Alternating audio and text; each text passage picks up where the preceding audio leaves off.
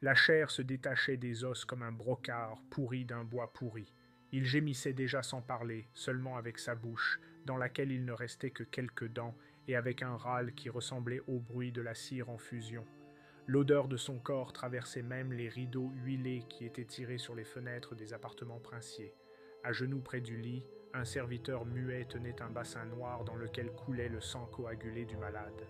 Dmitri Ivanovitch, vainqueur de Mamaï, prince de Moscou, ne pouvait plus tenir sa tête. Les serviteurs ne l'appelaient plus entre eux que crâne desséché.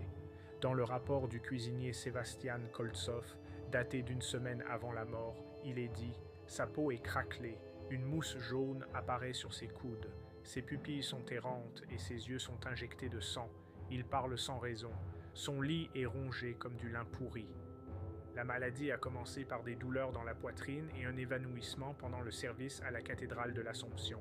On a alors parlé de fatigue, puis d'envie. Bientôt, des ulcères sont apparus, d'abord sur les tibias, puis sur le ventre. Ils s'ouvraient d'eux-mêmes et laissaient échapper un liquide trouble avec une teinte verte. Le médecin Trofim Ossipov a essayé de badigeonner les ulcères de goudron, puis de poudre de mercure broyée. Son état a empiré. La peau de son front a commencé à se décoller. Du pus coulait de ses oreilles. D'après le témoignage du moine Varsonofia, la nuit, il appelait sa mère, qui était dans la terre depuis 30 ans. Il criait après les boyards, les traitait de loups. Il me criait que j'étais en noir à cause du diable. Il demandait qu'on lui rende sa peau. Selon l'avis du médecin perspicace Vasily Tverdoy, qui a rédigé un registre secret, le prince a été empoisonné. Cela est corroboré non seulement par les douleurs abdominales et les ongles noirs, mais aussi par des tremblements inhabituels des mains apparus une semaine avant la crise. Cependant, à la Douma, on nie l'empoisonnement, invoquant la pourriture du sang due à l'âge et aux exploits. Mais parmi le peuple, d'autres rumeurs circulaient. On disait que le boyard Avdi, brûlé pour hérésie, avait maudit Dmitri avant de mourir en s'écriant « Tu seras sans peau, prince, sans famille et sans repos ». 2 jours après l'exécution d'Avdi, un premier abcès apparut sur le cou du prince. Politiquement, tout vacillait. Les anciennes familles boyardes étaient en conflit avec l'entourage de la princesse Evdokia, qui tentait d'influencer les décisions. Le grand prince n'avait signé aucun décret au cours des 20 derniers jours. Les sceaux n'étaient même pas apposés. Les papiers étaient couverts de moisissures sur la table. L'un des scribes remarqua « La chambre princière ressemble à une maison mortuaire. Tout est calme, c'est répugnant. Tout le monde attend. » Les prières ne servaient à rien. L'aspersion d'eau bénite provoquait des cris chez le malade. Il dit un jour « Ça brûle comme dans les braises. » On fit alors venir un vieux croyant du nom de Nil. Celui-ci regarda en silence, puis dit « C'est une condamnation. Le corps brûle pour un jugement sans repentance. Ce n'est pas une maladie, c'est une condamnation. » On le chassa. 3 jours plus tard, il se pendit dans sa cellule. L'accès à ses appartements fut restreint. Même les boyards les plus proches n'entraient qu'avec des chiffons sur le visage. L'un des gardes perdit connaissance à cause de l'odeur. Un autre tomba malade par la suite et son corps fut enterré séparément, loin, sans croix, selon les prescriptions médicales. Dmitri passa ses derniers jours dans un état d'épuisement total. Les yeux ouverts, la langue enflée et immobile, il était nourri à la cuillère. La nourriture ressortait sans être digérée. Selon des sources non confirmées, le corps avait déjà commencé à se décomposer avant la mort. Il sentait le savon et le poisson pourri. Les serviteurs plaçaient des charbons et de la cendre sous son dos. Le corps était saupoudré de racines de chêne râpées. En vain. Les mouches envahissaient la chambre et les murs étaient noircis par la moisissure. La mort n'était pas officiellement déclarée, mais personne ne savait plus s'il était vivant ou mort. L'un des vieux croyants affirmait « Le prince n'est pas mort, mais sa peau s'est détachée, c'est le signe de la fin du pouvoir. » Une odeur de cadavre flottait dans la cour, bien que le prince respirait encore. Les gardes postés devant la porte de la chambre se relayaient toutes les 3 heures. Ceux qui restaient debout plus longtemps commençaient à se plaindre de vomissements, de maux de tête et de vertiges. L'un des gardes s'arracha la peau des paumes avec les ongles, selon le médecin, à cause d'une démangeaison insupportable dans la tête. Les médecins commencèrent à soupçonner que la maladie était contagieuse, mais n'osèrent pas le dire à la cour. La divulgation était passible de mort. Le prince gisait, la bouche ouverte. Un liquide brun coulait du coin de ses lèvres. La nuit, il se levait d'un bond, jetait ses oreillers par terre et criait « Arrachez-moi ça !» tout en se frappant la poitrine avec la paume de la main. Les médecins essayèrent l'opium, l'eau de rose, l'ammoniac, une décoction de nid d'hirondelle. Rien n'y faisait. Sur ordre de la princesse Evdokia, on lava le corps avec du vinaigre, mais l'odeur revenait au bout d'une heure. Dans un rapport privé, l'archidiacre Joseph nota « Le 3e jour de juillet, il se mit à pleurer sans larmes. Il regardait dans un coin et murmurait « Je me vois, je n'ai plus de peau, où est ma chair ?» Sous ses ongles, il y avait du noir. Ses gencives étaient séparées. Sur son dos, il y avait une fissure, comme si elle avait été causée par un fouet, mais il n'avait pas été battu. Dans une pièce secrète près de la salle à manger, les boyards les plus proches se sont réunis. Ils ont discuté pour savoir s'il fallait déclarer sa mort, s'il respirait encore, mais ne pensait ni ne parlait. Le boyard Fyodor Shain a proposé d'appeler un prêtre pour l'extrême onction. La princesse a refusé.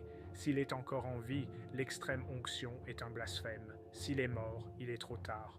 Il fut décidé de continuer à garder le silence. On interdit de sonner les cloches. La clôture du lieu d'exécution fut renforcée. 20 hommes de la garde des Streltsy furent envoyés en cas de trouble. Le peuple commença à murmurer. Les femmes dans les boutiques disaient que le prince n'était plus. L'un des gardes, qui avait arrêté une mendiante pour avoir crié près de la cathédrale, l'entendit dire « Son sang s'est écoulé dans la terre, mais son corps respire encore. Il a été exécuté à l'aide d'une hache invisible. » La mendiante fut brûlée contre les murs du Kremlin le 3e jour. Les serviteurs tentèrent de nettoyer les appartements. Toutes les tentures furent retirées et brûlées. Les draps étaient changés 3 fois par jour. On chassait les mouches avec de la fumée. L'un des cuisiniers, qui était entré par hasard à l'intérieur avec de la nourriture, a perdu la vue de l'œil gauche. Le puce m'a frappé au visage, et ça fait mal comme une aiguille dans la pupille. Une ombre est apparue sur le mur en face du lit. Elle ne disparaissait pas. L'un des gardes a dit avoir vu l'ombre changer de forme, tantôt allongée, tantôt debout. La 4e nuit, il est mort dans son sommeil. La rumeur s'est répandue jusqu'à l'église. Le prieur Arsenius a envoyé un prêtre avec de l'huile et une prière d'exorcisme. Le prince a disparu. 2 jours plus tard, son corps fut retrouvé dans la rivière, les oreilles coupées et les yeux arrachés. Le prince respirait avec difficulté. La peau de sa poitrine était éclatée et un liquide s'écoulait des fissures. Les médecins voulaient embaumer le corps de son vivant afin de préserver son visage. Evdokia ordonna de leur couper les mains. Les serviteurs avaient peur de toucher le malade. L'un d'eux glissa sur son pu et se brisa le cou. Parallèlement, une lutte s'engagea à la Douma. Les partisans de la famille Obolensky exigeaient que le pouvoir soit transféré au frère du prince, Ivan. Les partisans des Miloslavski gagnaient du temps, espérant l'accession directe au trône de leur protégé. Les rues se remplirent de serviteurs armés des 2 clans. Dans les boutiques, on disait « Si le prince ne meurt pas, ils brûleront Moscou ». Au cours de la 2e semaine de juillet, Evdokia répandit la rumeur « Le prince est en voie de guérison. Il mange tout seul, il parle calmement. » À ce moment-là, le dernier sang quitta le corps de Dimitri, presque noir, épais, avec une odeur de brûlé. Le médecin Nikita Mali nota « Le cœur bat 1 fois par minute, les yeux sont vitreux, le dépérissement est total, la chair se détache, mais il est vivant. » Dans l'une des notes du moine Philaré, qui s'était introduit secrètement dans le Kremlin, on peut lire « Je l'ai vu. Ce n'était plus de la peau, mais de la chair froissée. Il ne parlait pas, ne respirait pas, mais ses yeux étaient ouverts.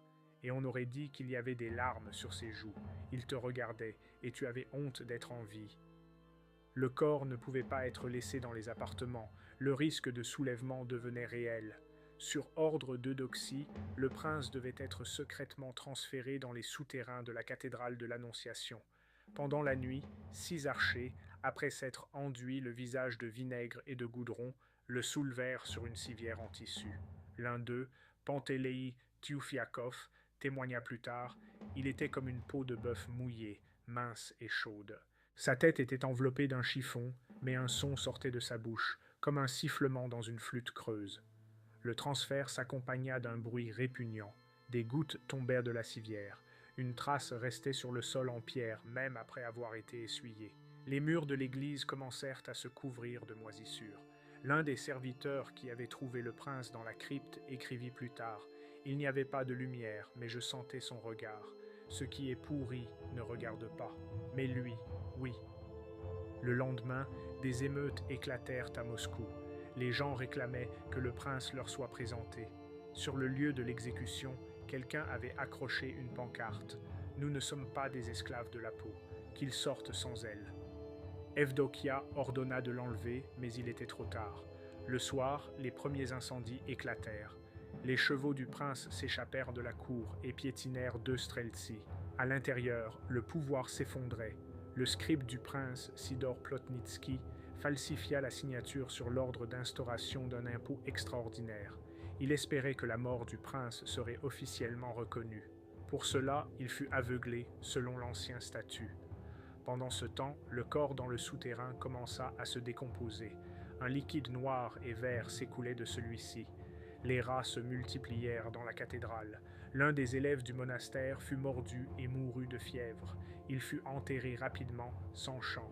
Le père Artémis, qui avait tenté de célébrer la messe près du corps du prince, raconta plus tard: « Je sentais mes mots tomber sans remonter. C'était comme si tout le monde avait la bouche pleine, mais que personne ne priait. Il gisait sans peau, mais il n'était pas mort. Ses lèvres s'ouvrirent sur le mot « pardon ».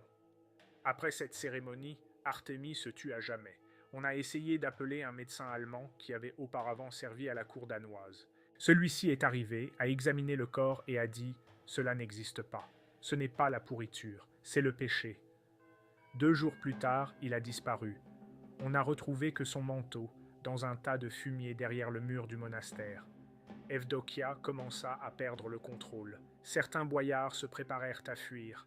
L'un d'entre eux, Prokopie Liatchoev, emmena sa femme à Vologda et disparut vers le sud. En chemin, il fut rattrapé et noyé dans un trou creusé dans la glace. Le corps du prince ne tenait déjà plus sur le tissu. La chair s'était détachée de la poitrine. Il n'y avait plus de chair sur les bras. Les os ressortaient. L'un des serviteurs, qui essayait de glisser un tissu sec sous son dos, toucha accidentellement le visage du prince et la peau se détacha en un morceau, comme bouillie. Un rapport secret des vieux croyants rapporte: « Il n'est pas mort, il brûle à l'intérieur. Son cœur bat encore, à raison d'un battement toutes les 20 minutes. Ce n'est pas de la chair, c'est une punition. Il faut l'ouvrir et retirer ce qui brûle. » La tentative d'autopsie fut interrompue, mais les préparatifs étaient déjà en cours. On rassembla 3 personnes, un bourreau, un herboriste et un moine. Leur tâche consistait à ouvrir la cage thoracique, à extraire le cœur et à vérifier qu'il ne restait pas de mal dans les tissus. C'était la fin, mais personne ne savait comment procéder correctement. Le corps du prince était déjà recouvert d'une substance ressemblant à de la graisse fondue. Ça sentait le cuivre pourri. Même les archers, habitués à la mort, ont commencé à refuser de prendre la relève. L'un s'est enfui, l'autre s'est pendu. Il ne restait plus qu'une chose, la nuit où l'autopsie devait avoir lieu. Evdokia s'est enfermée dans sa cellule. Les murs de la chambre ont été recouverts de tissu noir. Le bourreau tenait un couteau trempé dans de l'alcool. Le moine récitait une prière. Le prince gisait les yeux ouverts, les dents visibles. À ce moment-là, il bougea le doigt, une seule fois. Mais cela suffit. L'herboriste laissa tomber le récipient. Le moine s'effondra. Le bourreau hurla: « Il regarde! Il regarde !» La nuit prit fin ainsi. L'autopsie fut annulée. Le prince resta allongé, ni vivant, ni mort. Officiellement, le prince Dmitri fut déclaré mort à l'aube du 15 juillet. La formulation du rapport était laconique.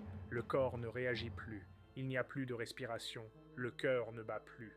Cependant, certains serviteurs affirmaient que son cœur battait encore. L'un d'eux, Timofei Gloukov, déclara: « Quand j'ai touché son coude, il a sursauté. Mais on m'a ordonné de me taire. On m'a dit: « Le prince est mort. Il n'y a rien d'autre à savoir. » La grande Duma décida d'exposer le corps pour les adieux, mais pas plus de 3 heures. Pendant ce temps, pas plus de 20 personnes entrèrent dans la cathédrale.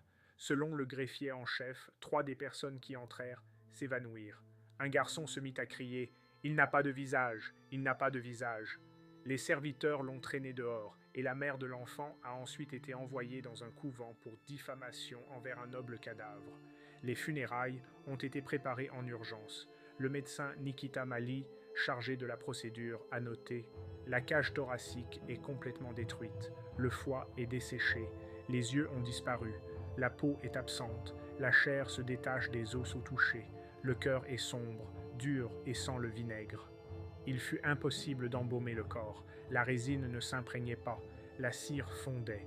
On décida alors d'envelopper les restes dans des plaques de plomb fixées avec des vis et des clous. Les funérailles ont eu lieu pendant la nuit, les cloches n'ont pas sonné, aucune bougie n'a été allumée, le cercueil a été descendu dans la terre sans un mot. Selon le témoignage du moine Arsenius, la terre ne l'a pas accepté. Le cercueil affaissé s'est incliné plusieurs fois sur le côté, comme s'il résistait à l'entrée. Ce n'est qu'après la prière d'un vieux croyant, secrètement admis par Evdokia, que le corps put être descendu. Le matin, une pluie noire s'abattit. Elle dura 6 heures. La peau des mains des passants se couvrit de taches rouges. Les gens disaient: « C'est à cause de ces eaux, c'est de la vapeur, et Dieu est en colère. » Après la mort du prince, Moscou sombra dans l'anarchie. Evdokia ne parvint pas à conserver le pouvoir. Les Obolensky et les Miloslavski entrèrent en conflit ouvert. Des affrontements éclatèrent dans les rues. On enregistra des cas d'autodestruction, d'incendies criminels, de disparition de fonctionnaires. Dans les boutiques, on disait: « Il n'est pas mort, il est parti sous terre et attend qu'on le rappelle. » L'Église adopta une position neutre. Dans une note, l'archevêque Savva écrivit: « Il a régné sans Dieu et est mort sans peau. Que son corps pourrisse et que son âme attende le jugement. » Les vieux croyants affirmaient quant à eux que le prince avait été puni pour les serments qu'il avait faits sur le sang. Selon la légende, 3 mois avant sa maladie, il avait versé le sang d'un nourrisson lors d'une prière souterraine, soi-disant pour implorer le pouvoir pendant 20 ans. Il en eut 19 et demi. Dans la chronique de la garde orientale, on peut lire: « Le prince a fini comme un bœuf à l'abattoir, sans yeux, sans mugissement, sans mémoire. Il ne reste que la puanteur. » Ses cendres ont été réinhumées à 2 reprises, une fois à cause de la moisissure qui recouvrait les murs du temple, la seconde fois à cause de rumeurs selon lesquelles des gémissements s'échappèrent de la tombe. La tombe fut recouverte de fer et entourée d'une chaîne. Ni croix ni dalles ne furent érigées au-dessus. Seule une inscription griffonnée par l'un des serviteurs subsista dans un coin du mur du Kremlin. Il est parti, mais il est resté. Un boyard sans peau, un prince sans nom. L'histoire de Dimitri Donskoy, ravagé par la maladie, la peur et le pouvoir, est devenue un terrible rappel du prix à payer pour un règne sans partage. Le peuple se souviendra longtemps de l'odeur d'un corps dont l'âme est morte avant la chair.